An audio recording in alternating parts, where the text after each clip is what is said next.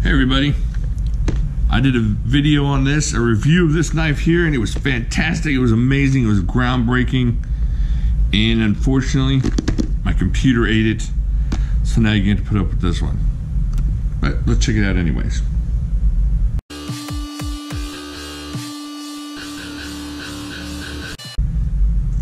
Alright, so what we have here is from E-VOLVE. This is the Blade Runner system.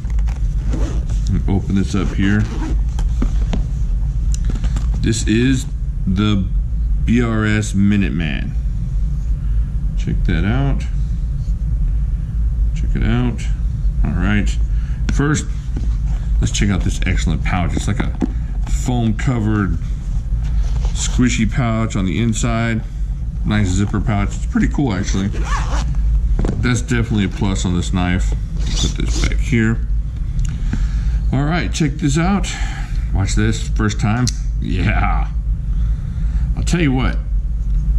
There are some things on this knife that are really nice, and I believe they're underrated. And the opening on this thing is pretty underrated.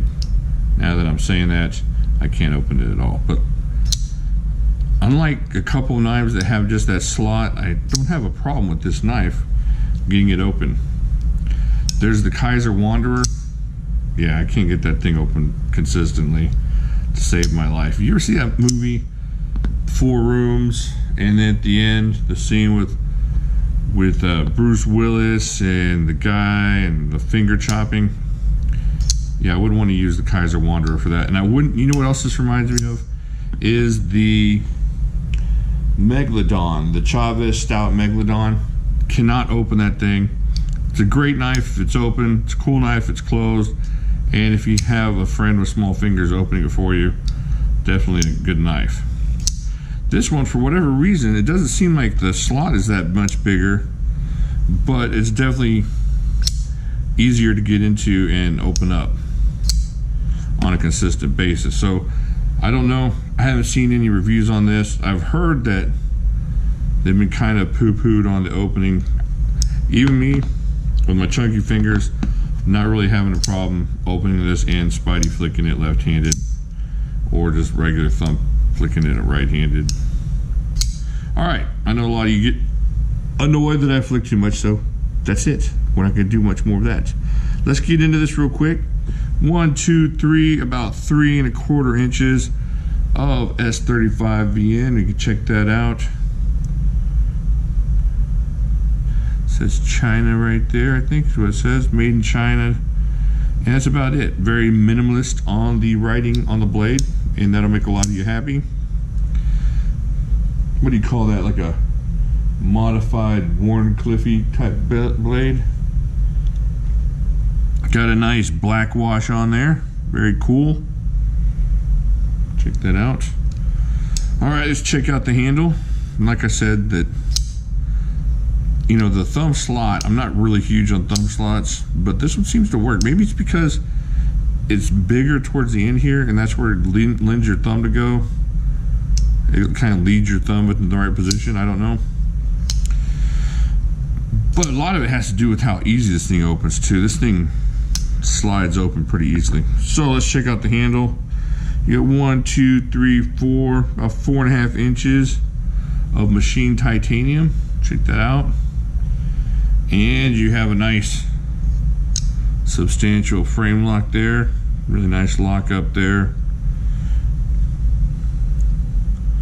I don't know, do you have a lock insert in there? I don't see the lock insert. Let me check this out real quick over here. Yeah, there is. Okay, it's on the inside. You have to really get up in there. Check it out. Have machined titanium clip here. Just a little skinny, like long pretzel clip looking thing, long skinny pretzel clip. Not too bad, not too tight, not too loose. Works out nicely. You have mostly closed construction here. Got this G10 backspacer. I think that's G10. Let me taste it. No, I think that's some kind of metal here. Okay, you got a bearing pivot system, which is just pretty obvious by the way this thing opens. Really effortlessly. And let's see what else we got here. It's really locked up. I mean, it's a nice knife. It's a good knife. You don't hear much about it, but it's a nice knife. Good stuff going. Let me check this out. Let's weigh this thing.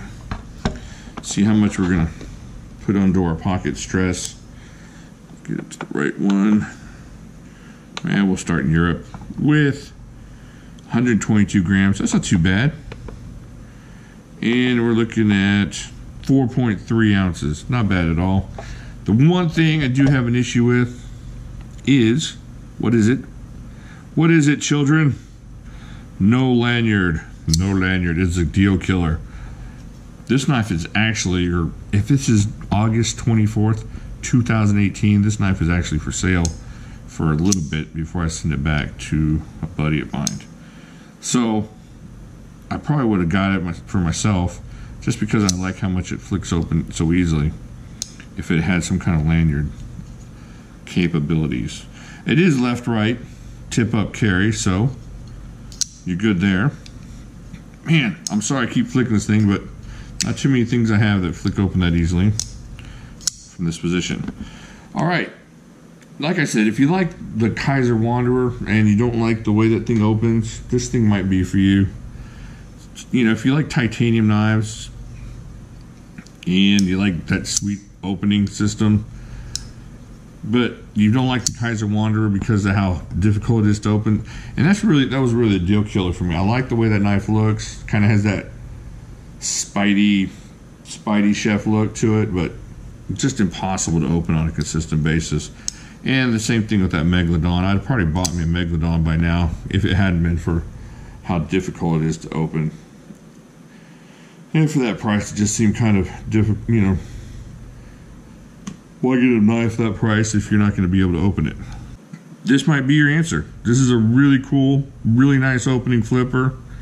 Not flipper, but flicker.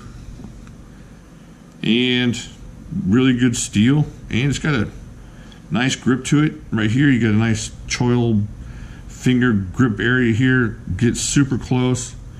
Back here, where you might be wanting to think about grabbing it, pretty awkward. I don't like it back here, but I think this is where you're supposed to be. If you're carrying this knife or using it, that's where you're supposed to be, right here. Almost like a choil on that blade. That's where you want to be. This is just kind of weird feeling. This feels weird. Like, So, maybe that's one of the problems that people have with this knife. I like it right here. If you're carrying it, right there is where you're going to go. You're going to slice off a piece of that Granny Smith for your grandson. Right there. You're going to whittle out some stuff. Sharpen some pencils. That's where you're going to be.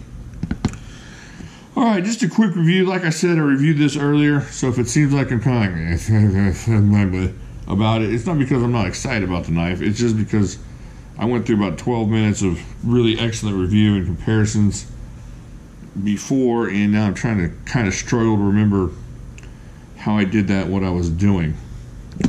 So that's it. Get over to Facebook. We'll talk about this knife. We'll talk about a bunch of other knives. A lot of people doing some cool stuff over there. And you definitely want to go over there and talk to some folks if you like talking about knives.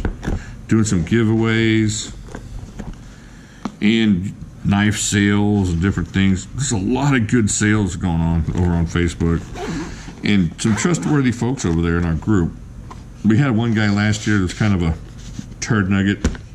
We took care of him. He went bye-bye. But besides that, got some good folks and good conversations, and just kind of like drop in, say hey. Everybody goes, hey Norm, and then you're good to go for the day. And you can show everybody your knives and not just listen to me ramble on about knives I have. Okay, I think that's it. I will talk to you later.